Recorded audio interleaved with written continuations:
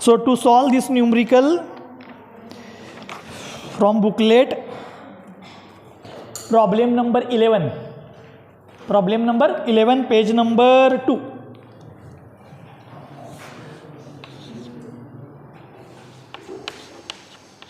Problem number 11, page number 2.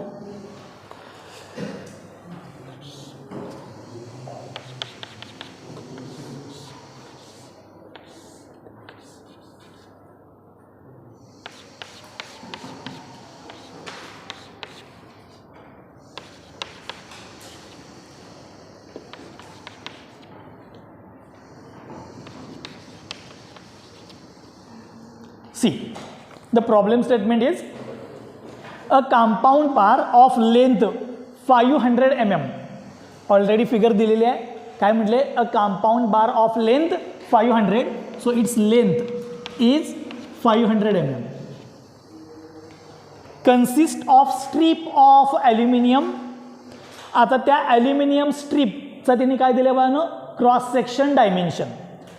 So cross section dimension for aluminium is 50 mm wide and 20 mm thick. So 50 by 20. So it is rectangular. बरोबर आहे. म्हणजे ही जर strip बघितली तर ती actually कशी आहे बघा ना, रेक्टँग्युलर आहे. Then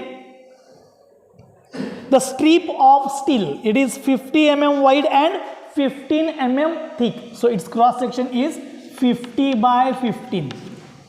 50 mm wide and 15 mm thick. Is rigidly joined at ends.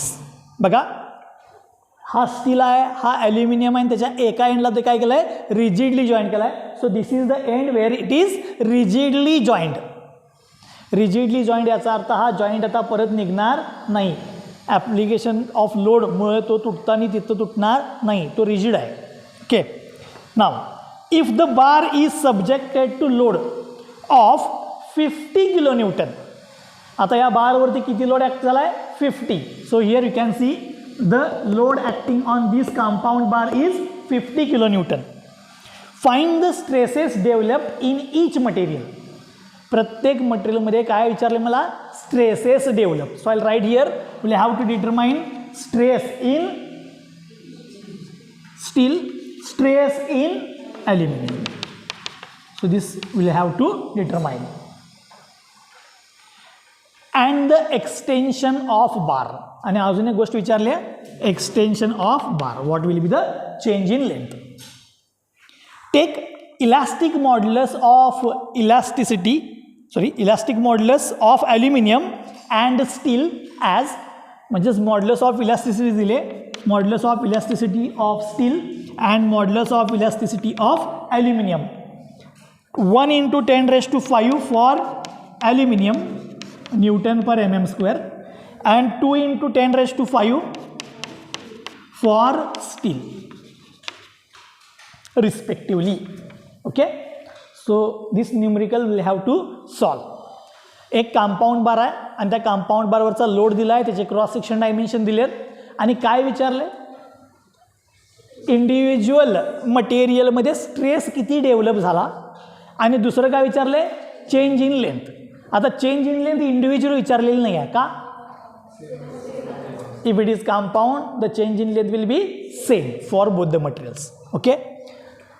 Solve करायच्या आधी बाळानं परत एकदा विचारतो, बाळा तू सांगायचं 2 कंडिशन पटकन to solve this numerical. Okay, compatibility condition आहे, स्टॅटिक इक्विलिब्रियम कंडिशन. म्हणजे काय तू सांग बा.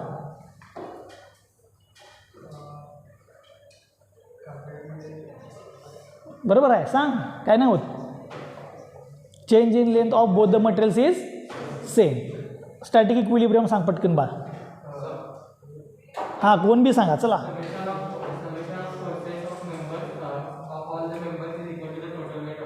गुड. म्हणजेच काय, फोर्स जेवढा स्टीलवरती असेल प्लस फोर्स जेवढा कॉपरवरती असेल, ह्या दोघांची समेशन किती येणार आहे, 50. ओके. आता मी स्टेप्सप्रमाणे मी जातो. मगाशी मी लिहिताना पहिल्यांदा कॉम्पॅटॅबिलिटी केस लिहिली आणि त्यानंतर कुठली लिहिली, static.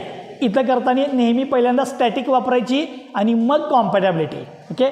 So I start to solve this problem. See the first step, static equilibrium condition. Static equilibrium condition. काय बा static equilibrium condition? Force means load on कुठलं मटेरियल? Steel plus load on aluminium is equal to total load applied. मी 50 लिहितोय, हा kilo न्यूटनमध्ये आहे. Okay, 50 कशामध्ये आहे? Kilo newton. Equation number 1. So F S plus F A is equal to किती आला? 50. आता बाळांनो ह्या इक्वेशनमध्ये अननोन किती आहेत?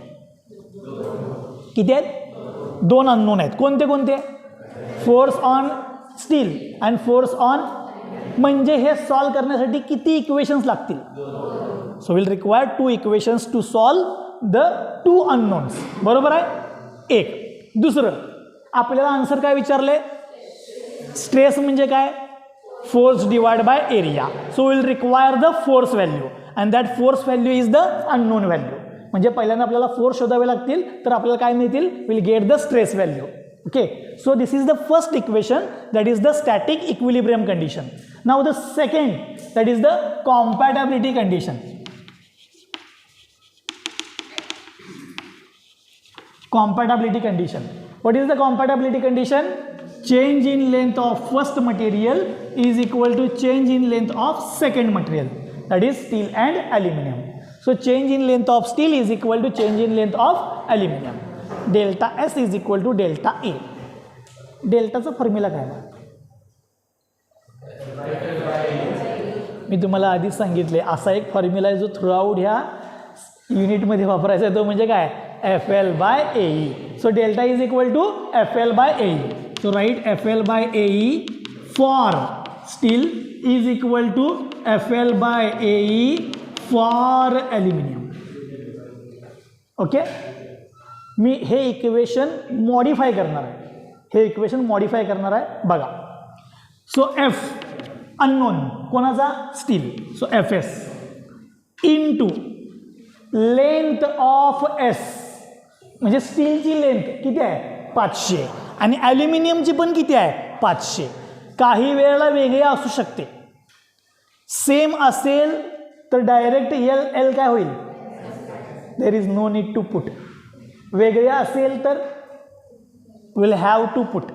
त्यामुळे बाळांनो मी असं कन्सिडर करतो सेम असली तरी मला माहीत नाही and I will put the value. Okay, so length of steel is 500. तुम्ही डायरेक्ट कॅन्सल पण करू शकता कारण सेम आहे 500. Divide by area of steel. They have given the cross section area of steel, that is 50 into 15. 50 into 15 into modulus of elasticity of steel. स्टीलची किती आहे बघा? 2 into 10⁵. 2 into 10⁵ is equal to force acting on aluminium, it is unknown, into length of aluminium 500 divide by area of aluminium 50 into 20 into modulus of elasticity of aluminium 1 into 10⁵. बरोबर आहे ना? आता बाळांनो हे सॉल्व करायचं आहे. लक्ष द्या, मी जरासं सिम्प्लिफाय करतो मग सॉल्व करा. दिस 500 विल कॅन्सल विथ दिस 1. हे 500 इकडे गेले की डिवाइड होतील. 500 डिवाइड बाय 500 किती येणार? 1. सिमिलरली 10⁵, 10⁵. हा 10⁵ इकडे गेला की 10⁵ ला 10⁵ काय होणार? Cancel. So whatever the common things are there that I am cancelling. This 50 will cancel with this 50. Okay, त्यामुळे ज्या व्हॅल्यू राहिल्यात त्या सगळ्या तिकडे शिफ्ट करतो. So F S is equal to F A into हे वरचं कॅन्सल झाले, इकडचा डिनॉमिनेटर उचला आणि तिकडे ट्रान्सफर करा. So 15 into 2 divide by 20. हा 1 आहे त्यामुळे लिहायची काही गरज नाही आणि या बाजूला काहीच व्हॅल्यू नाही. So divide by 20. So solve 15 into 2 divided by 20. So Fs is equal to 1.5 Fa. This is the equation number 2. Okay? समजले सगळ्यांना काय केले? परत एकदा बघा. First condition will give you one equation of two unknowns. Second, compatibility condition, if you put all the values at the end, it is going to give you one more equation of the same unknowns. बरोबर आहे. त्या दोन अननोनचं काय मिळालं बघा तुम्हाला, परत एक इक्वेशन मिळालं. Now we have two equations and two unknowns. Solve equation 1 and 2. You will get force acting in each member. मी पुढे कंटिन्यू करतोय बघा. So to determine the force, put the equation 2 in 1. So put 2 in 1. कोणाची value put करायची आहे? Fs. So we are going to put the Fs. Fs ची किंमत काय इथं? 1.5 Fa. So 1.5 Fa plus Fa is equal to 50. 1.5 plus 1, 2.5 Fa is equal to 50. So Fa is equal to 50 divided by 2.5, that is 20. मी answer लिहिले kilo newton. का? कारण की बाळांनो इथं हे काय होतं? Kilo newton. त्यामुळे तुम्हाला आन्सर कशामध्ये मिळाले? Kilo newton. Now we have the value of Fa. Put this Fa in equation 2. Put in 2, you will get the value of Fs. Fs is equal to 1.5 Fa. 1.5 into, what is the Fa? 20. So Fs will be 30 kilonewton. So after solving both the equations, you will get Fa and Fs. Okay. तुम्हाला इथंपर्यंत काही doubt असेल तर विचारा. If you have any doubt you can ask. तुम्हाला पाहिजे असेल तर तुम्ही लिहू शकता. मी पॉज करतो.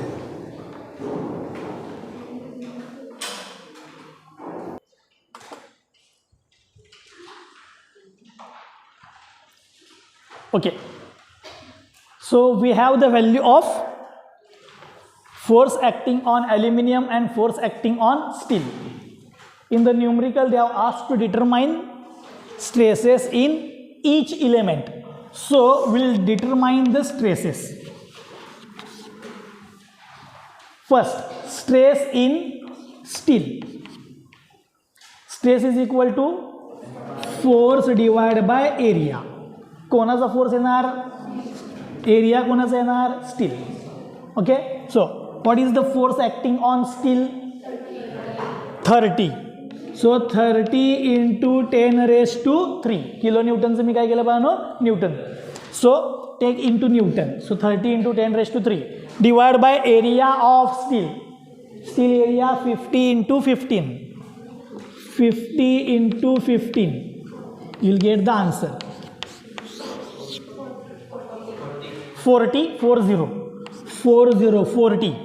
Now unit of stress. Stress unit बघा पाहना. Force we have taken, it is in Newton. Per means divide by. Area of steel. Area's unit काय असते? Metre square, mm square, centimetre square. But we have taken all the dimensions in mm. So it is mm square. आणि तुम्हाला आधी सांगितले in first lecture, this Newton per mm square is nothing but mega pascal. त्यामुळे काही जण लिहू शकतात MPa, mega pascal. Okay. So this is the stress acting on steel. Similarly you can determine stress acting on aluminium. कसं काढणार? Force of aluminium divide by area of aluminium. Solve करून मला answer सांगा. 20 Newton per mm square. So this is the second answer. So stress on steel and aluminum. समजले सगळ्यांना इथपर्यंत? Okay. Now will find the last answer. तिसरा answer काय सांगितले?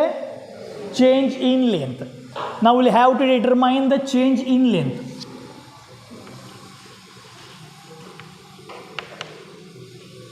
Change in length. Change in लेंथचा फॉर्म्युला सांग बा Hiren. Change in length delta is equal to FL by AE. So you can take this formula. पण कोणाची चेंज इन लेंथ शोधणार, aluminium or steel? दोघांची पण काय आहे, सेम आहे. So you can take any one. कोणाला स्टील आवडते त्यानं स्टील घ्या, ज्याला ॲल्युमिनियम आवडते त्यानं ॲल्युमिनियम घ्या. मी बाळांनो स्टील घेतो. Okay, so change in length is equal to FL by AE for steel, because in compound change in length of both the materials is same. So force in steel it is 30. So 30 into 10 raised to 3 into length of steel it is 500 divided by area of steel 50 by 15 into modulus of elasticity 2 into 10 raised to 5. Solve, you will get the change in length, that is the delta. 0.1 mm. So change in length of compound bar is 0.1. जी स्टीलची असणार आहे तीच total compound मटेरियलची असणार आहे. Okay, so change in length of the compound material is 0.1 mm. Okay, समजले सगळ्यांना? If you are any doubt you can ask. काही डाऊट असेल तर विचारा.